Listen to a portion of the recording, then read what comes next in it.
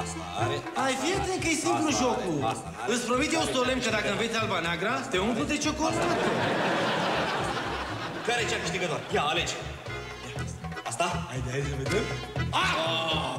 Ce faci, bă, că iar ai greșit? La ce vina meu că tu nu te gândești unde-i dama, te gândești la alte femei? Dacă te mai gândești la femei, scrâb capul, înțelegi? Și ți-le scut, uite așa cu patentul, uite așa, uite așa. Concentrează-te acolo. Băi, ia stai-ți mă așa. N-ar fi mai bine să jucăm unde e popa sau valetul? Pe bun, uite că fac înțeleg. Atenție! Asta are, așa? Asta n-are. Foarte bine. Asta are, asta n-are. Care e cea câștigătoare? Asta. Ia să vedem, hai. Asta? Ia! Bravo, bravo, bravo, bravo.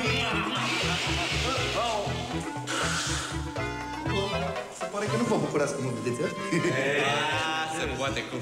Dar unde vrea să plecați cu fețele astea de dobito și zâmbind așa? Băi, Sandule, noi doi am pus-o, frate. Serios? Băiatul ghicește la fix care-i dama. Acum merge să jucăm pe bune. Ce mă, de ce dai? Foarte bună ideea! Dar e imorală! Și o să vă tai 10% din salariu, da? Și acum îl iau pe băiețel din mâinile voastre culpave, da? Și o să-l duc eu la un suc sau la un cinema. Sandule, ai tu inima asta să ne lași săraci? Vrei bani, Gigi? Da! Dar de ce nu-ți duci tu copiii la Istanbul să cerșească, ha? Am plecat cu băiatul. Hai, pa!